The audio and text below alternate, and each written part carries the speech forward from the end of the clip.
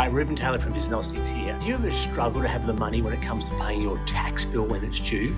Or would you like to have extra money to reinvest back into your business to help it to grow? Well, in this video, I'm going to share with you 3 bank accounts which, if you set up for your business and manage wisely, will always have enough money to do the things that you want to do in your business. So what are they?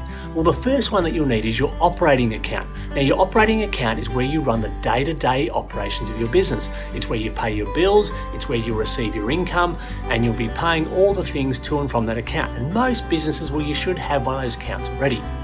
So the second account that you'll need is your tax account. And your tax account is where you start putting money aside for tax. So each week or each month, you start to put money aside, which will cover the GST that's due, your goods and services tax, your pay as you go, your superannuation, your income tax, anything that's due, you put it aside out of your operating account. Because the crazy thing is, if the money is in your operating account, you'll spend it, but if you put it aside into your tax account, you won't spend the money that's there.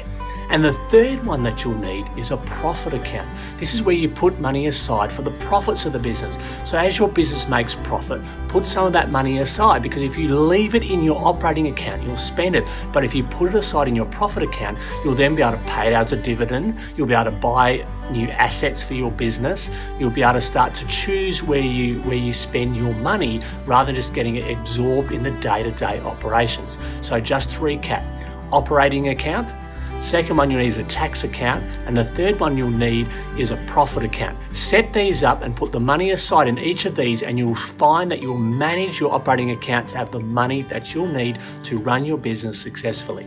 So thanks for taking the time to watch this video. Be sure to subscribe to Biznostics if you haven't already, and I'll catch you in another video soon. Bye for now.